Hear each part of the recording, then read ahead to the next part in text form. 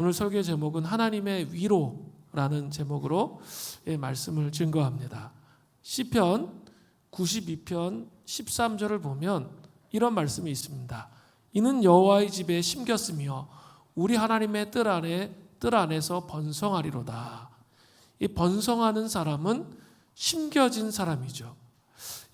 만약에 우리가 3주에 한 번씩 심어 놓은 나무가 있는 자리가 마음에 안 들어서 나무를 옮겨 심는다면 그 나무는 뿌리 조직이 약해서 꽃을 피우거나 열매를 맺히지 못하게 됩니다.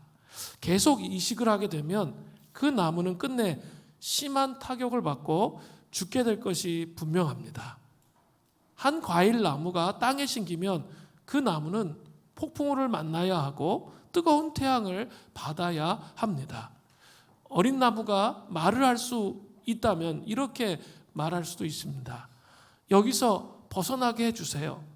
이렇게 무덥지도 않고 세찬 폭풍우도 없는 그런 곳으로 보내주세요. 그런 갈망을 정원사에게 말을 하겠죠. 정원사가 나무가 말하는 것을 듣고 나무가 원하는 대로 해준다면 그 정원사는 그 나무에게 해를 끼치게 되는 것입니다. 나무들은 뜨거운 태양과 폭풍우를 견디면서 그 뿌리를 더 깊이 밑으로 내리게 되는 거죠. 자꾸 옮겨 다니면 안 되는 거죠. 뿌리가 깊게 내려지도록 되는 거죠. 그들이 겪은 재난이 결국은 더 큰 안정과 번영을 가져다주는 근원이 되는 것입니다. 나무들을 둘러싸고 있는 가혹한 요소들이 오히려 또 다른 생명의 원천을 찾을 수 있게 하는 것이죠. 그들은 어느 날 아무리 거센 폭풍우가 몰려와도 열매를 맺는 데는 아무런 지장이 없다는 것을 깨닫게 될 것입니다. 우리가 방해 요소를 피하지 않고 직면한다면 우리의 신앙의 뿌리의 조직은 더욱 강해지고 깊어질 수 있는 그런 기회가 되는 겁니다.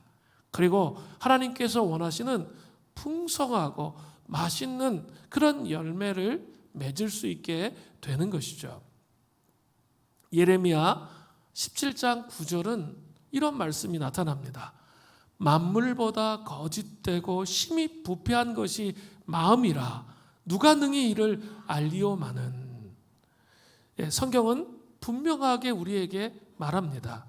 인간의 마음은 만물보다 거짓되고 심히 부패하다라고 말합니다. 부활하신 예수님께서는 하나님의 말씀을 더디 믿는, 예수 믿는 제자들을 책망하십니다. 누가복음 24장 25절을 보세요. 이르시되 미련하고 선지자들이 말한 모든 것을 마음에 더디 믿는 자들이여. 이렇게 말씀하세요. 인간은 타락한 후에 마음이 굳어져서 하나님의 방식을 깨닫는데 너무나도 더디게 되었습니다. 또한 마음은 쉽게 미혹됩니다. 또 악에 차있게 되는 거죠. 그렇기 때문에 이 타락한 혼은 성화의 여정을 반드시 필요로 하게 되는 것이죠. 이 성화의 여정에서 하나님께서 우리를 다루시는 방법은 두 가지입니다. 우리 인생의 성화의 여정에서 우리를 다루시는 방법은 두 가지인데 그것은 첫 번째 기쁨입니다. 두 번째는 고난입니다. 기쁨의 방법으로 다루시면 감사가 넘치게 되죠. 그죠? 별로 문제도 없어요. 신앙생활이 정말 행복해요. 문제는 이 기쁨으로만 다루면 우리의 깊은 혼의 타락들, 만물보다 심히 부패한 이 그 타락한 혼의 영역들을 깊이 다룰 수가 없게 되는 거죠. 그러면 하나님의 방식을 배울 수가 없고 그냥 자기의 방식을 계속 붙잡고 고집하는 미련한 자의 삶을 살게 되는 것이죠. 그렇기 때문에 하나님이 또 하나의 방식을 우리에게 가지고 우리를 다루시는 거죠. 그게 뭘까요? 바로 고난입니다. 고난을 통해서 다루시는 거죠. 고난이 우리의 삶에 오면 정말 쉽지가 않습니다. 낙심과 좌절의 마음이 먼저 오기 때문에 보이는 게 없어요. 그래서 낙심과 좌절 속에 그냥 갇혀 버리니까 아무것도 안 보이는 거죠. 이때 하나님은 중요한 장치를 하나 우리에게 허락해 주셨습니다. 그게 뭘까요? 고난이 있는 것과 아울러서 우리에게 주신 중요한 장치가 있는데 이 장치를 잘 가지고 있어야 돼요. 그게 뭘까요? 하나님의 위로입니다. 하나님의 위로라는 장치를 통해서 고난을 극복할 수 있게 되는 것이죠. 위로라는 단어를 국어사전에서 보니까 괴로움을 어루만져 잊게 한다는 뜻이 있습니다. 그런데 한번 생각해 보십시오. 인간이 괴로움을 어루만져 준다고 정말 그 괴로움이 온전히 잊어버려질까요? 뭐 어느 정도 도움은 되겠죠. 그러나 온전히 잊어버려지지 않습니다. 오히려 더 깊은 슬픔에 빠져들 수 있는 가능성이 큰 거죠. 고통이 깊으면 깊을수록 말입니다. 그러나 하나님의 위로는 확실하게 다릅니다. 우리는 고난을 극복하고 일어나서 다시 기쁨으로 나아가게 해주는 힘이 어디 있을까요? 그것은 바로 하나님의 위로입니다. 하나님의 위로가 우리의 삶 속에 넘치시는 은혜가 있기를 간절히 바랍니다. 오늘 본문에서는 인간의 위로가 아니라 진정한 하나님의 위로가 어떻게 오는지 보여주고 있어요. 나타나고 있어요. 어떻게 하나님의 위로가 고난 가운데 우리의 삶 가운데 올까요? 이거 알아야 돼요. 또 위로의 능력이 무엇인지, 또 실제적으로 위로가 어떻게 바울과 디모데와 실루아노에게 나타났는지 말하고 있습니다. 함께 살펴보겠습니다. 하나님의 위로가 어떻게 옵니까? 세 가지로 고린도후서 1장 3절부터 5절에 말하고 있습니다. 첫 번째는 하나님의 위로는 하나님의 자비를 묵상함으로 온다고 말하고 있습니다. 고린도후서 1장 3절에 찬송하리로다. 그는 우리 주 예수 그리스도의 하나님이시요 자비의 아버지시요 모든 위로의 하나님이시며 라고 되어 있습니다. 사도 바울은 먼저 고린도후서 1장 1절부터 2절은 문안 인사입니다. 문안 인사를 마치고 곧바로 3절을 시작합니다. 찬송하리로다. 이런 말로 시작합니다. 근데 사도 바울은 격양된 감정의 고백으로 본문을 시작하는 거예요. 그냥 문안 인사는 그냥 무난하게 딱 끝내고 갑자기 찬송하리로다. 이렇게 큰 소리로 선포하는 거죠. 음악 용어로 포르테의 아주 강조톤으로 서론을 시작하는 거예요. 문안 인사 차분히 끝내고 찬송하리로다. 이렇게 시작하고 있습니다. 이 찬송하리로다라는 말은 감사와 찬미를 나타내는 말입니다. 신약에는 8번이 나와요. 근데 서신서에 이렇게 많이 나와요. 에베소서 1장 3절. 문안 인사하고 찬송하리로다 하면서 쭉 쓰는 거죠. 베드로전서 1장 3절. 그리고 마가복음 14장 66절, 누가복음 1장 68절, 로마서 9장 5절, 15장 6절, 또 고린도후서 11장 31절. 총 8번이 이 찬송하리로다 나오는데 찬송하리로다를 누구에게 찬송하는 거예요? 하나님께만 찬송을 올려드릴 때 사용된 용어였습니다. 고대 세계에서는 서신에 신께 드리는 기도나 감사의 말을 상당히 많이 포함시키는 게 관례였습니다. 유대인들의 기도에도 가장 흔한 형태 가운데 하나가 찬송하리로다 하나님으로 시작되는 축도나 찬양이었습니다. 그렇게 함으로써 하나님께서 행하신 일에 대해서 그분께 영광을 돌리는 거죠. 사도 바울도 그 당시의 관습을 빌려서 그렇게 자기의 삶 가운데 행하신 일들을 찬양하고 있는 것이죠. 그 구체적인 내용이 바로 뒤에 따라오는 거죠.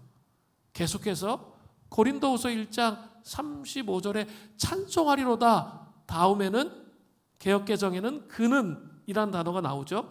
근데 헬라어 원문에는 그 단어가 생략되어 있습니다. 그 다음에 세 개의 하나님이 어떤 분이신지를 밝히는 이 동격의 구가 나란히 등장합니다. 우리 주 예수 그리스도의 하나님이시요, 그리고 자비의 아버지시요, 또 모든 위로의 하나님이시며, 같은 의미인데 이 세 가지 구가 동시에 딱 쓰여져 있습니다. 바울은 3절에서 자비의 하나님이신 동시에 모든 위로의 하나님이심을 강조하고 있는 거죠. 바울은 얼마나 자기 삶 전체에 하나님의 자비가 넘쳤는지를 아주 충분히 알고 있었습니다. 사도 바울의 삶을 한번 묵상해 보면 그것이 너무나도 명확하게 드러납니다. 그는 사도행전에서 스데반이 순교당할 때 스데반을 죽인 사람들의 증인이었습니다. 또한 예수 믿는 사람들을 얼마나 많이 핍박했는지 모릅니다. 샅샅이 뒤져서 그들을 다 진멸하려고 했습니다. 그는 다메섹 도상까지 예수님을 믿는 자들을 잡으러 다녔던 너무나도 강팍한 그런 사람이었습니다. 그런데 그는 다메섹 도상에서 기적적으로 예수님을 만나게 되고 그의 전 삶이 뒤바뀌게 되었고 그가 예수님의 사람이 되었습니다. 놀라운 일 아니에요? 정말 완고하고 강박하게 하나님을 대적했던 그 사람이 기적적인 방식으로 하나님을 만나게 되었습니다. 이게 얼마나 큰 은혜입니까? 이것이 얼마나 하나님의 자비가 넘칩니까? 또한 사도 바울은 디모데전서 1장 15절에 자기를 죄인 중에 괴수라고 말했습니다. 이 죄인들을 줄 세우면 가장 먼저 맨 앞자리에 설 사람이라고 고백하는 거죠.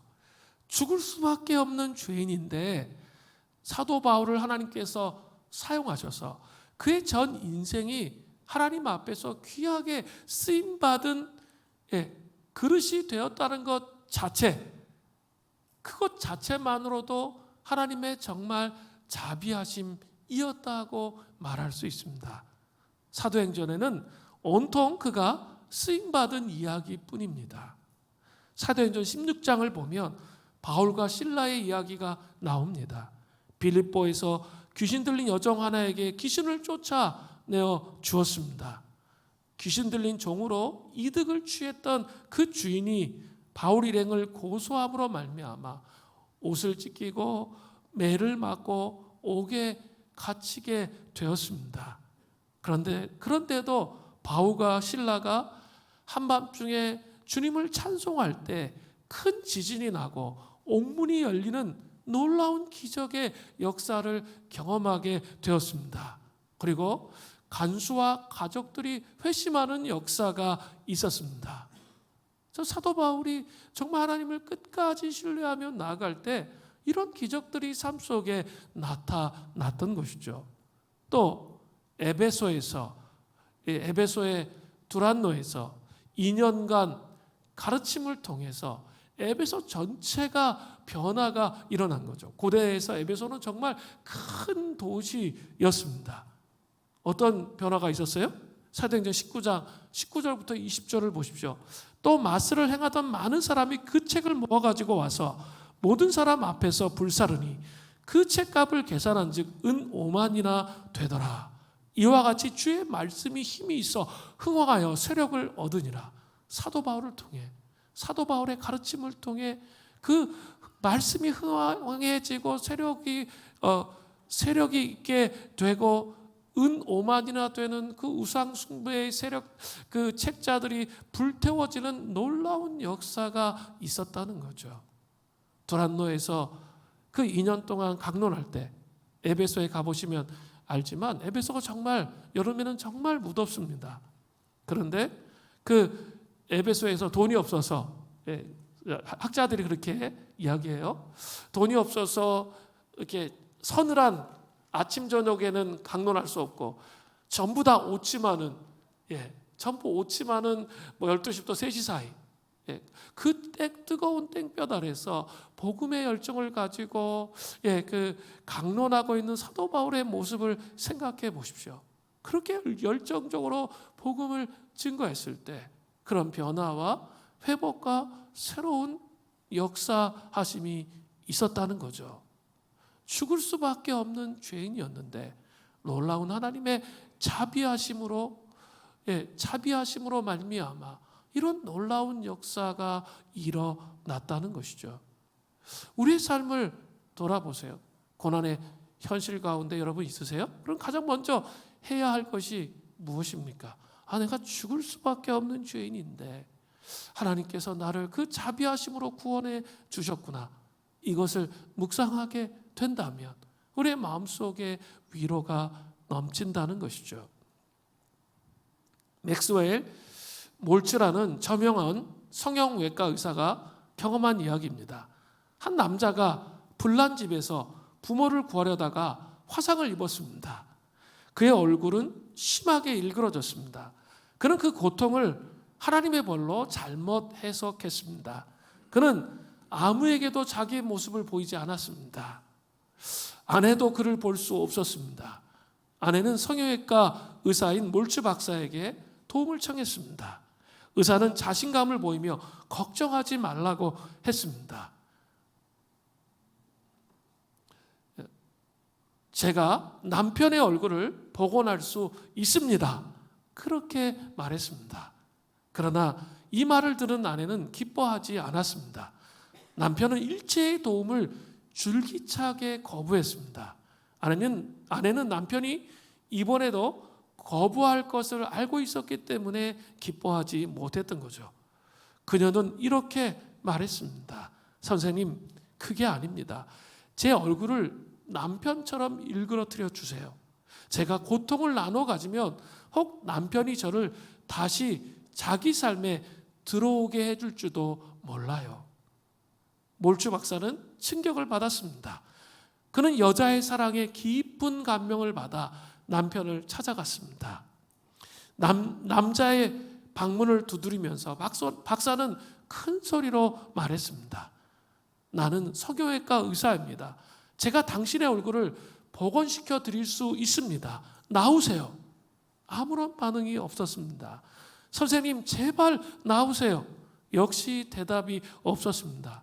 몰츠 박사는 아내의 제의를 알렸습니다. 부인께서 저더러 자기 얼굴을 일그러뜨려서 당신 얼굴처럼 만들어달라고 합니다. 당신 삶에 다시 들어가고 싶어서 말입니다.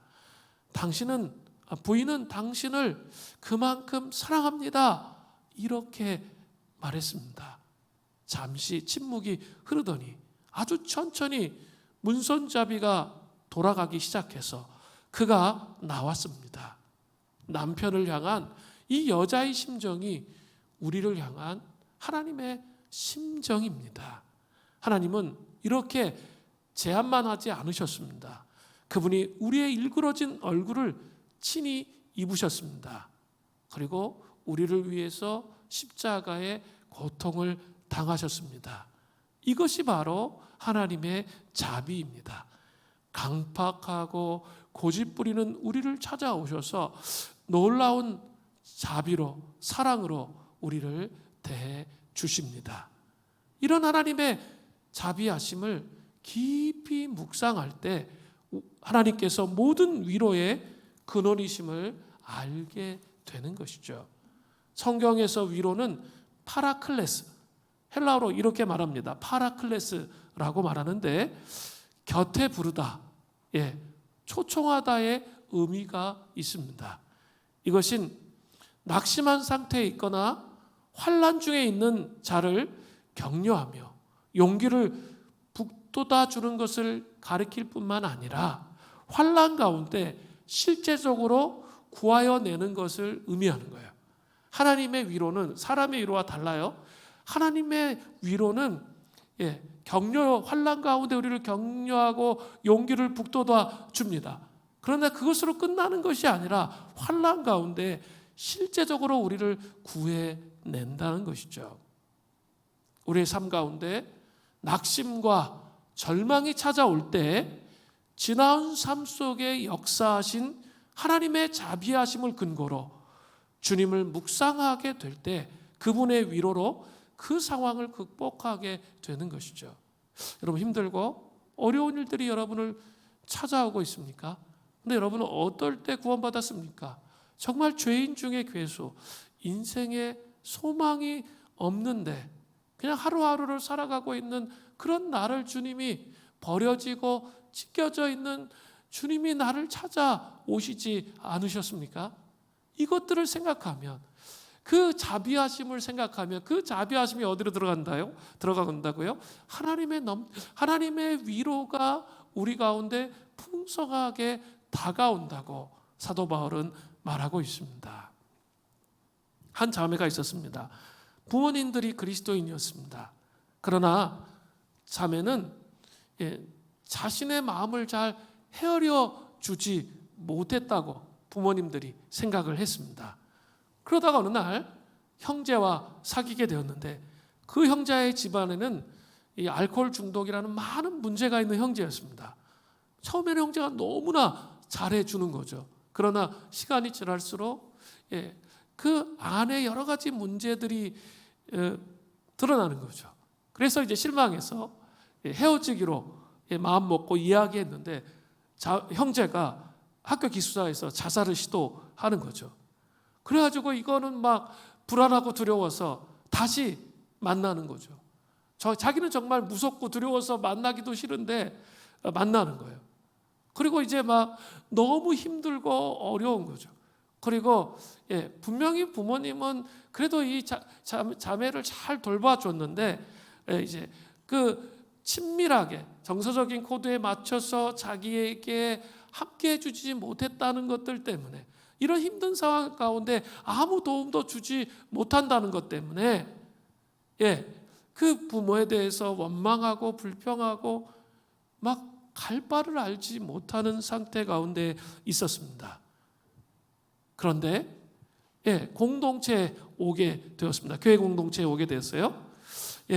그리고 함께 교회 공동체가 그 자매가 오픈하고 이야기해서 함께 정말 많은 기도를, 그 자매를 위해서 많은 중보 기도를 하기 하니까 하나님께서 그 인생에 꼬여 있는 그 매듭들을 풀어주기 시작하신 거죠. 부모를 용서하고 자기를 있는 모습 그대로 받아들이고 그렇게 하면서 그 형제와의 관계가 청산되어지는 그런 놀라운 능력을 경험하게 되었습니다. 이러한 것들이 뭘까요? 공동체의 힘입니다. 그 하나님의 자비하심을 경험한 것들이 한 사람 한 사람 안에 있을 때 이 자매에게도 그 하나님의 자비하심이 흘러가기를 소원하는 그런 공동체의 힘이라는 거죠. 율법적인 공동체가 아니라 정말 그 은혜를 경험했던 사람이 그 은혜를 나누기 위해서 중보하고 씨름할 때 그 자매 안에 그런 변화가 일어난 것이죠. 저는 우리 공동체가 이런 공동체가 되기를 원합니다. 이제 8월 10일부터 다음 주부터 우리는 소그룹 공동체를 새롭게 시작하는데 수박 겉핥기의 나눔, 그리고 식상한 그냥 소그룹 생활로 만족하는 것이 아니라 정말 우리 자신을 투명하게 나누며 교제하면서 서로 정말 서로를 위해서 뜨겁게 중보기도 하면서 복음의 능력을 실제적으로 경험하는 그런 공동체가 되기를 소원합니다. 하나님은 모든 자비의 하나님이십니다. 하나님은 또 모든 위로의 하나님이세요. 그 은혜를 경험하시는 역사하심이 있기를 바랍니다. 하나님 모든 위로의 근원이십니다. 그 위로를 우리의 삶을 통해서 하나님께서 어떻게 이 죽을 수밖에 없는 죄인을 구원해 주셨는지 이것을 기억하며 묵상하며 또 그런 삶을 살아가시는 은혜가 있기를 바랍니다. 두 번째는 그리스도의 고난에 동참함으로 넘치는 위로가 옵니다. 고린도후서 1장 5절을 보세요. 그리스도의 고난이 우리에게 넘친 것 같이 우리의 위로도 그리스도로 말미암아 넘치는도다. 자, 3절에는 하나님의 자비를 묵상함으로 하나님이 위로의 근원이시기 때문에 모든 어려움들을 이겨나갈 수 있음을 보았습니다. 그런데 5절을 살펴보면 하나님의 위로에도 강도가 있다는 것을 알 수 있어요. 5절을 보면 그리스도의 고난이 넘치면 그리스도의 위로도 우리에게 넘치는 것으로 되어 있어요. 이게 되게 중요한 구절이에요. 그리스도의 고난이 우리에게 넘치면 그리스도의 위로가 우리에게 넘친다라고 되어 있어요. 그렇습니다. 우리가 하나님의 자비하심을 묵상하는 것만으로는 위로가 차고 넘치게 받는 것은 불가능합니다. 찰랑찰랑하는 위로는 받을 수 있어요. 물론 묵상하는 것이 중요하지만 찰랑찰랑하는 위로를 받을 수 있습니다. 그러나 그것으로 충분하지 않다는 거죠. 충만한 위로를 받는 방법에 대해서 오늘 본문은 말씀하고 있습니다. 그리스도의 복음을 위해서 스스로 고난을 선택하는 삶을 사는 거예요. 다시 한번, 그리스도의 복음을 위해서 고난받지 않아도 되는데 내가 이 하나님 말씀 때문에 고난받는 삶을 선택하는 거죠. 그렇게 살아간다면 역설적이게도 고난 가운데 있지만 그 안에 위로가 넘친다라고 말씀하고 있습니다. 그리스도의 복음을 위해서 하나님의 방식을 선택하는 삶을 살 때 고난과 환난 중에 넘치는 위로가 나타난다는 거예요. 이게 역설인데 넘치는 위로가 나타나는 거죠. 잘 생각해 보세요. 내면의 회복과 치유에도 하나님의 위로가 있습니다. 얼굴에 막 광채가 나고 천사처럼 얼굴이 변해요. 그러나 그것도 중요함에도 불구하고 그것은 찰랑찰랑한 위로입니다. 더 큰 은혜는 상처받는 것을 두려워하지 않고 복음을 위해서 고난받는 삶을 살아갈 때만 오는 거예요. 복음을 위해서 고난받는 삶을 사는데 혼자 막 이러고 있으면 안 돼요. 끙끙거리고 힘들어. 그건 주님이 원하시는 방식이 아니에요. 내가 그런 삶을 선택했다면 하나님 앞에 고백할 수 있어요. 하나님, 제가 복음을 위해서 이런 삶을 선택하는데 주님이 약속하신 그 넘치는 위로가 저희 심령 안에 부어지게 해 주십시오. 그럼 반드시 그 넘치는 위로가 옵니다. 고난 중에 기뻐할 수 있는 놀라운 역설이, 이게 논리로 설명이 안 되는데 놀라운 역설이 우리 안에 풀어지게 된다는 거죠. 그러니까 고난받는 것을 두려워하지 말고 그리스도를 위해서 고난을 선택하면서 그 고난 속에 그냥 허우적거리는 게 아니라 하나님, 그 넘치는 그리스도의 위로가 나의 삶 속에 오게 하여 주시옵소서. 그렇게 고백할 수 있어야 된다는 거죠. 제가 이번 그 유니브라트 수련회, 청소년부 수련회 마지막 폐회 예배를 강사로 이렇게 함께 했는데요. 끝나고 나서 우리 청소년들 몇 명을 제가 데리고 왔습니다. 그래서 제가 이제 물어봤어요. 운전하면서 은혜를 받은 것 같냐? 그러니까 은혜를 안 받은 것 같대요. 그래서 그러냐? 은혜를 안 받은 것 같은데 나에게 집중하지 않고 다른 사람을 섬기는 것에 집중했대. 제가 그랬죠. 그게 은혜야. 아니, 은혜가 뭐예요? 정말 높은 차원의 은혜는 뭡니까? 다른 사람을 섬기는 데 집중하는 거죠. 그러니까 그렇군요. 그러면 저도 은혜를 받았어요. 그렇게 얘기하더라고요. 저는 이번 유니브라트 수련회 우리 청소년들의 섬김에 정말 감사한 마음이 있습니다. 왜냐하면 고려인, 조선족, 일본인, 또 탈북민 이 조합 자체가 일단 밑으로 쫙 깔려 내려가요.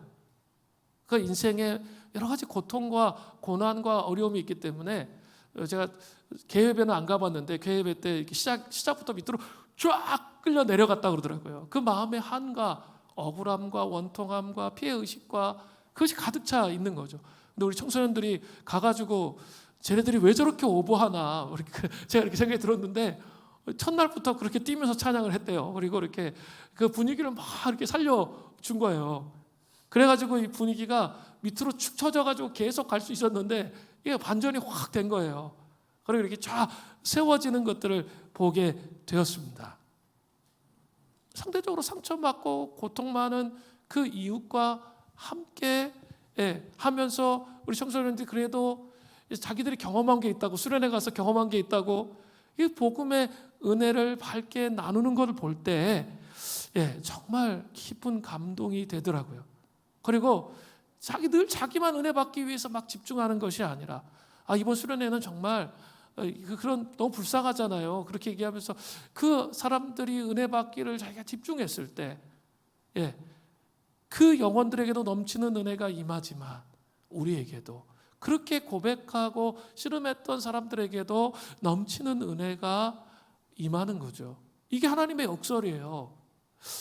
그런 은혜가 임하는 거죠. 사도 바울은 고린도후서 4장 8절부터 11절에 이런 고백을 합니다.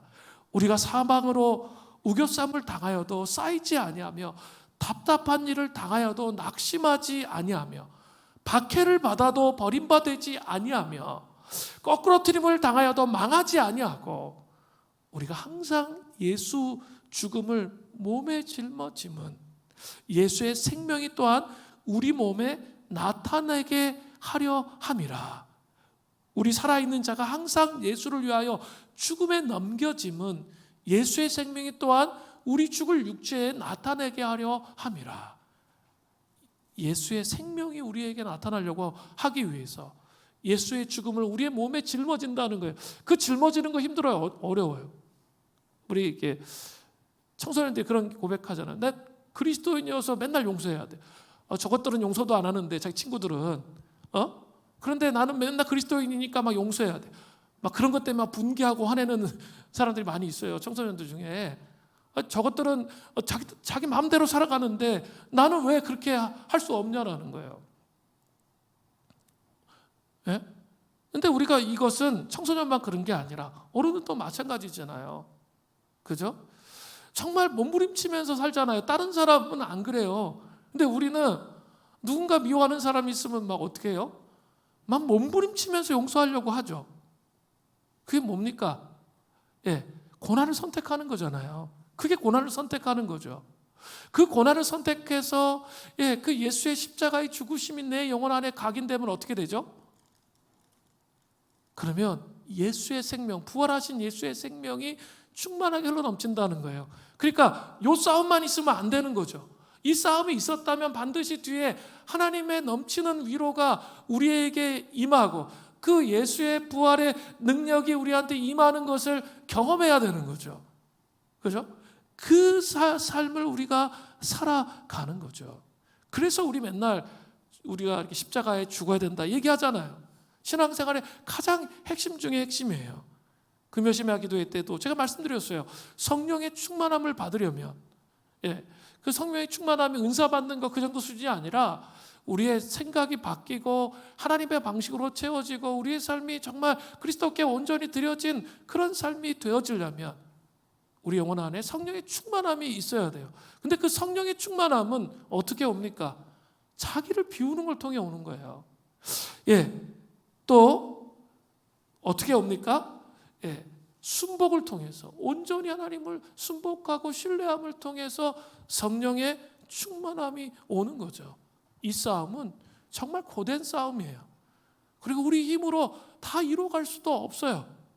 그런 싸움인데 그런 처절한 영적 싸움을 싸우면서 여러분 반드시 기도하셔야 돼요. 하나님 정말 저는 그렇게 살고 싶은데 하나님 내 삶의 간극은 그렇지 못한 것들이 너무나 많습니다. 그래서 정말 지치고 곤고할 때가 있습니다.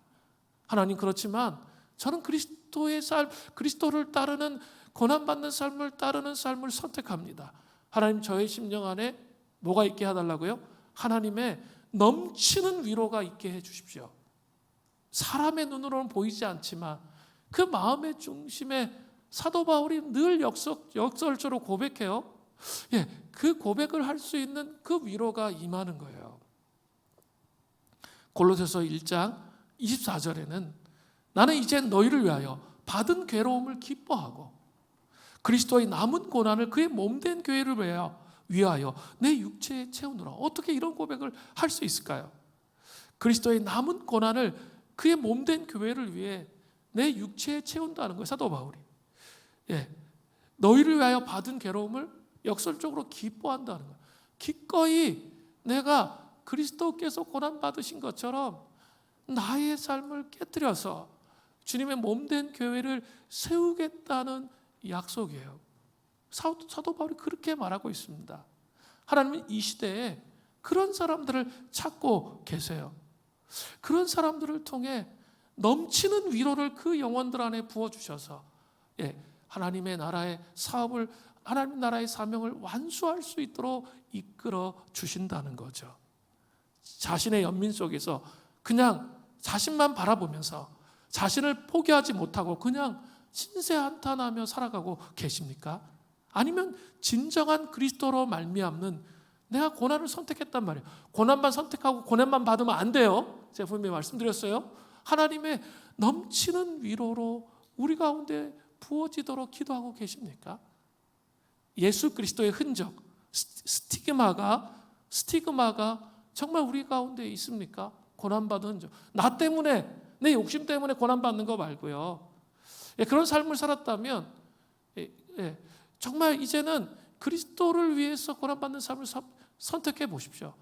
놀라운 하나님의 위로가 진짜 임합니다.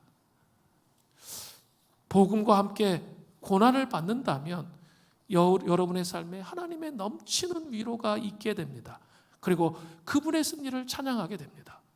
근데 복음과 함께 고난받는 삶을 거창하게 생각하지 마시고요. 남편을 위해서 한번 죽는 거예요. 자녀를 위해서 한번 죽는 거죠. 엄청 쉽지 않아요. 그냥 욱하고 내 마음대로 하고 싶지. 근데 그렇게 하는 것 자체가 뭐예요? 복음과 함께 고난을 받는 거죠. 그러면 이 세상에서 줄 수 없는 넘치는 위로가 우리 가운데 충만하게 차고 넘치게 되는 거죠. 저는 모든 성도님들을 섬김의 삶으로 초대하고 싶습니다. 리더의 삶으로 초대하고 싶습니다. 힘들고 어려워요. 그리고 내 마음대로 살면 아무 열매가 맺혀지지 않아요. 정말 막 열이 확 올라가지고 이렇게 다 내 마음대로 다 얘기하고 싶은데 못해. 그게 뭘까요? 그게 고난이죠. 근데 주님 때문에 그렇게 못해요. 그런 삶을 살다 보면 맨 처음 되게 힘들어요. 그건 정말 어려워요. 그런데 정말 그 삶을 쭉 꾸준하게 일관되게 살기 시작하면 삶의 진정한 의미, 내가 이렇게 살기를 정말 잘했다. 영혼을 사랑하고 섬기며 평생을 살아가기를 정말 잘했다는 삶의 진정한 의미와 기쁨이 내 영혼 안에 부어진다는 거죠. 그리고 그 삶 속에, 그런 자의 삶 속에 넘치는 위로가 충만하게 임해요. 제가 늘 이야기해요. 사역자들끼리 가면 1박으로 MT 가면은 화천에 가서 이제 하는데 오전에 꼭 기도를 해요. 기도를 같이 하는데 사역자들끼리 모였는데 모든 무거운 짐 다 내려놓고 그냥 주님 앞에 나가서 기도하자. 사역자에게는 정말 영혼을 돌보는 사람에게는 특별한 기름 부으심이 있어. 그래서 기도하잖아요. 그럼 하나님 정말 많은 위로와 많은 기름 부으심을 주세요. 그죠? 여러분들도 좀 그런 것들이 필요해요. 하나님 앞에 나가서 영혼을 돌보고 여러 가지 무거운 짐이 있지만 그 주님 앞에 나가서 그 넘치는 위로를 구하는 거죠. 그러면 내가 힘들고 어렵지만 이 삶을 산 게 정말 다행이다. 그리고 정말 의미 있고 복된 삶이었구나. 이런 것들을 깨닫게 된다는 거예요. 세 번째로 하나님의 위로가 어떻게 옵니까? 위로는 사람들을 통해서 전달되어서 우리에게 다가옵니다. 고린도후서 1장 4절을 보세요. 우리의 모든 환난 중에서 우리를 위로하사 우리로 하여금 하나님께 받은 위로로서 모든 환난 중에 있는 자들을 능히 위로하시는 이시로다. 4절은 위로가 어떻게 우리에게 전달되는지 보여주고 있습니다. 복음으로 인해 환난을 받아본 경험이 있는 우리, 그 누구예요? 바울, 디모데, 실로아노. 고린도후서 1장 19절에 보면 돼 있어요. 그들을 통해서 복음으로 인해 환난 당하고 있는 고린도 교인들에게 하나님께 받은 위로로 그들을 위로할 수 있게 하는 거죠. 상처 입은 치유자의 비전이네요.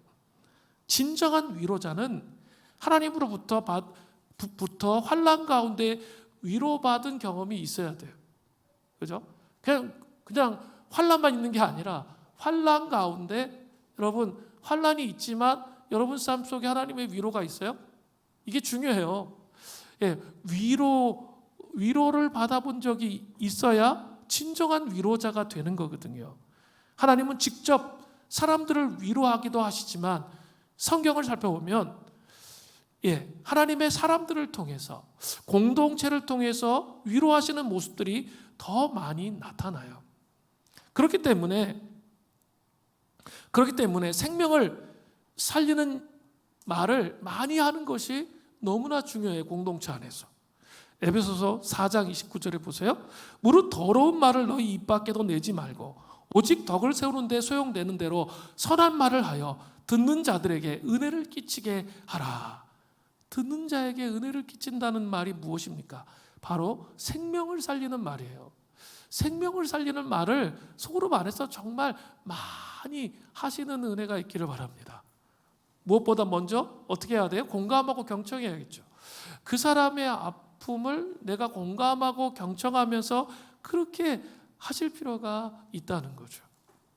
제가 예수님을 처음 믿을 때 저를 잘 양육해주고 인도해 주셨던 선배 누님이 계셨습니다. 새로운 삶의 길을 가지고 우리 신입반들을 공부시켜 주셨던 누님인데, 저는 이제 예수 믿고 교회를 못 가게 가택연금 당한 경험들이 많이 있거든요. 그런 경험들이 있는데 그 누님도 비슷한 상황이었어요. 그런데 제가 그런 상황을 겪어서 막 힘들어하고 어려워할 때마다 우리 흔들리지 말자. 그리고 하나님께서 반드시 이런 상황들을 극복하게 하시고 바꾸시고 새롭게 하시고 변화시키실 것이다. 그런 이야기를 해줄 때마다 막 흔들리려고 하는데, 마음이 막 흔들리려고 하는데 어때요? 마음이 붙잡아지잖아요. 격려가 되잖아요. 그리고 또 같은 아픔을 갖고 있기 때문에 그것이 위로가 되는 거죠. 여러분, 정말 이 고난의 현실 속에 때로는 하나님이 나를 버리신 게 아닐까? 그런 느낌이 들 때가 있잖아요. 그냥 머릿속에 불현듯이 막 이런 생각들 하고 막 씨름해야 되잖아요. 그런 생각들이 막 지나가요. 그런데 누군가 공동체의 식구 중에 하나가 그래도 하나님은 너를 버리시지 않으셨고 너를 정말로 사랑하신다 라고 고백할 때 어때요? 하나님의 위로가 그 지체와 형제와 자매를 통해서 내 영혼 안에 흘러오는 것이죠. 저는 이 개척 초기에 제 후배 목사인데 한 사람이 생각이 났습니다. 이 말씀을 준비하면서. 이게 개척 초기에 두 가지 마음이 들거든요. 하나는 잘할 수 있을 것 같은 마음. 그래, 이렇게 하면 잘 될 거야 하는 마음이 있어요. 18년 전에. 그런 마음이 있었어요. 그러나 또 한쪽에서는 나 같은 사람이 진짜 제대로 할 수 있을까? 그런 마음도 있는 거죠. 그러니까 이 두 가지 마음이 이렇게 어떻게 하냐면 공존해요. 그리고 왔다 갔다 해. 그리고 못할 것 같을 때는 상당히 불안하고 위축되고 자신감이 없어지는 거죠. 그런데 그냥 그 옆에 우리 그 목사님이 계셨는데 목사님이 저한테 딱 있으면서 그냥 위축되어 있었는데 저한테 딱 찾아와서 이야기를 하는 거예요. 형님, 딱 하면서 형님, 제가 성도라면 저는 형님 교회 무조건 갑니다. 그 한마디였어요. 그 한마디인데 마음에 그냥 위로가 확 되면서 자신감이 확 생기더라고요. 예, 그 한마디의 말을 통해서 그 하나님의 위로가 마음속에 확 다가오는 것이죠. 그래서 우리 소그룹 안에서 이런 위로의 고백들이 있으시기를 바랍니다. 자, 그렇다면 이제 이 위로의 능력이 어떻게 우리 삶 가운데 나타나는지를 살펴보겠습니다. 고린도후서 1장 6절부터 7절이죠. 우리가 환난 당한 것도 너희가 위로와 구원을 받게 하려는 것이요 우리가 위로를 받는 것도 너희가 위로를 받게 하려는 것이니 이 위로가 너희 속에 역사하여 우리가 받은 것 같은 고난을 너희가 견디게 하느니라. 너희를 위한 우리의 소망이 견고함은 너희가 고난에 참여하는 자가 된 것 같이 위로에도 그러할 줄 알미라. 6절을 살펴보면 위로는 고난을 견디게 하는 힘이에요. 계속적인 삶 가운데 그 고난을 견디게 하는 힘이 되는 거죠. 사역에서 사막에서 목이 마를 때 오아시스와 같이 다시 한번 물을 먹고 재충전되어서 그 사막의 길을 달려갈 수 있는 힘이 바로 하나님의 위로예요. 예수 그리스도를 믿는다고 해서 삶 속에 고난이 없다. 그런 성경 구절은 한 군데도 성경 안에는 나타나지 않습니다. 오히려 고난을 하나님의 위로로 말미암아 견디면서 나아갈 때 진정한 승리가 우리 삶 가운데 나타나는 거죠. 지칠 줄 모르는 사람은 역경을 지치게 합니다. 이러한 멋진 하나님의 사람이 되시기를 간절히 바랍니다. 고난을 견디어가면서 하나님의 뜻대로 살려고 해야 삶 속에 형통이 다가오는 거죠. 반드시 고난을 견디면서 통과해야 돼요. 포기하거나 낙심하지 말고 하나님의 위로를 통해서 이겨나가야 돼요. 우린 자꾸 하나님에 대해서 오해하고 예수님의 십자가에 대해서 오해해요. 하나님 전능하시다며요. 그런데 왜 내 삶 속에 이런 일을 만들어가지고 이렇게 나의 삶을 다 뒤집어 놓고 힘들고 어렵게 하냐고. 그래서 나는 하나님을 안 믿겠다고. 이런 생각 갖고 있는 사람은 정말 어리석고 미련한 거죠. 왜요? 십자가는 그런 의미가 아니에요. 고난이 없다고 십자가는 말하고 있지 않아요. 십자가는 고난의 현실, 내가 지금 고난을 받고 있단 말이에요. 어려운 현실이 있단 말이에요.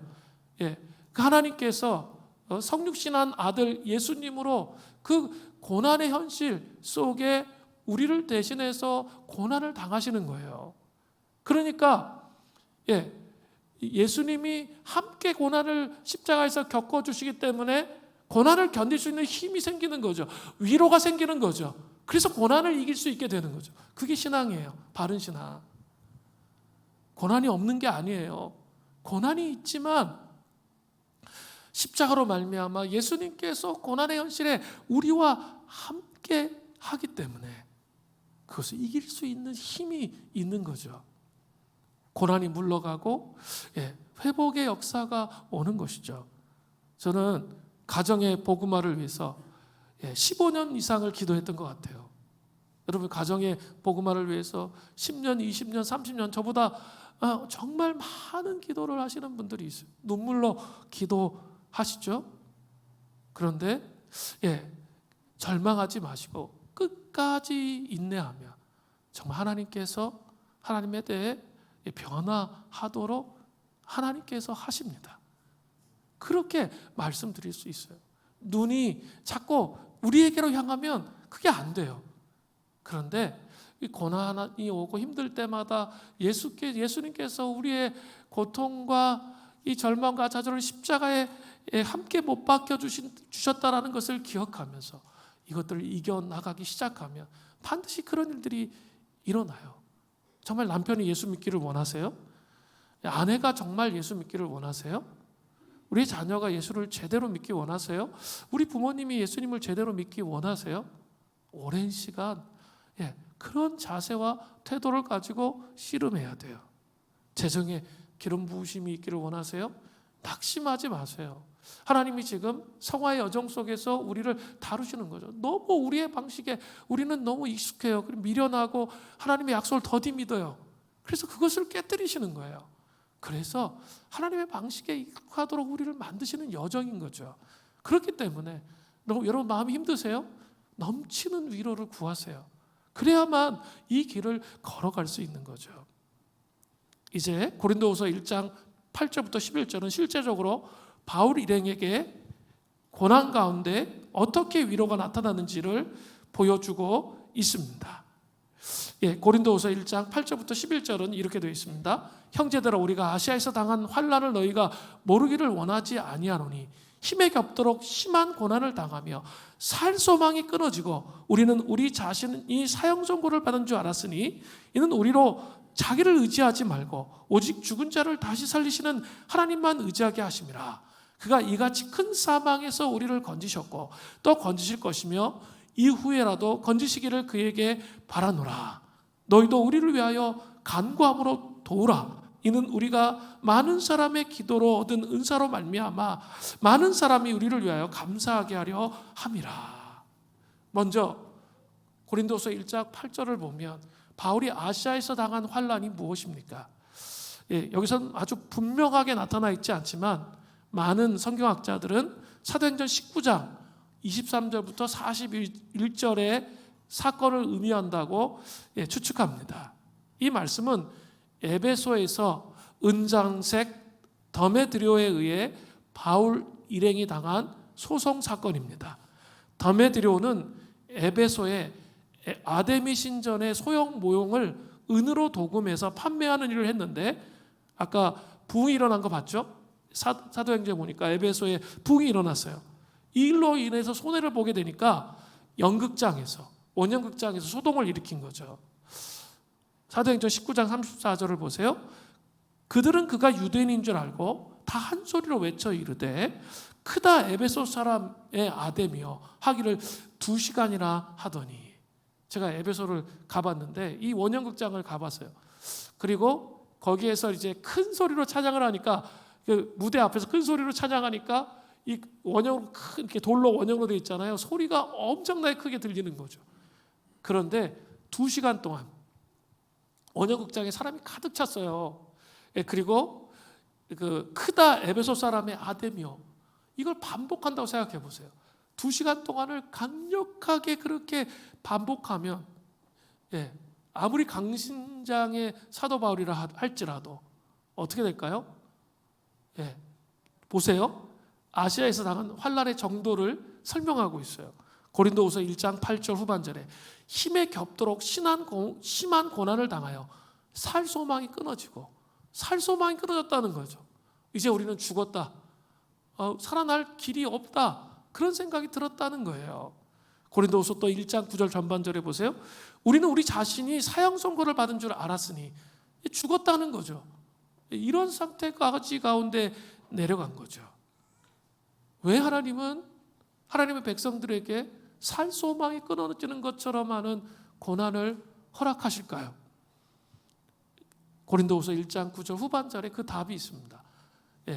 영어 성경에 바스로 되어 있습니다. 그러나 이는 우리로 자기를 의지하지 말고 오직 죽은 자를 다시 살리시는 하나님만 의지하게 하심이라.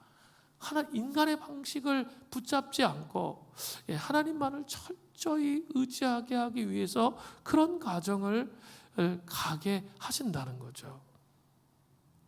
그러면 아시아에서 당한 환난의 결과는 무엇입니까? 그렇게 그냥 살 소망이 끊어져서 다 죽었습니까? 아니죠. 고린도후서 1장 10절에 사도 바울의 위대한 고백이 나오죠. 그가 이같이 큰 사망에서 우리를 건지셨고 건지실 것이며 이후에도 건지시기를 그에게 바라노라. 건지셨고 건지실 것이며 건지시기를 그에게 바라노라. 이 말은 과거, 현재, 미래가 다 포함된 거죠. 과거에도 하나님이 수많은 고난 가운데 하나님이 건져주셨어요. 그죠? 죄인 중에 개수였는데 살 소망이 없었는데 하나님이 건져주셨어요. 지금도 이런 고난을 받고 있지만 하나님께서 사도 바울을 건져주실 거라는 거죠. 미래에도 고통과 고난이 있겠지만 하나님께서 건져주실 것을 믿고 바라는 거죠. 그리고 그 소원대로 사도 바울은 그 상황 속에서 건짐을 받는 거죠.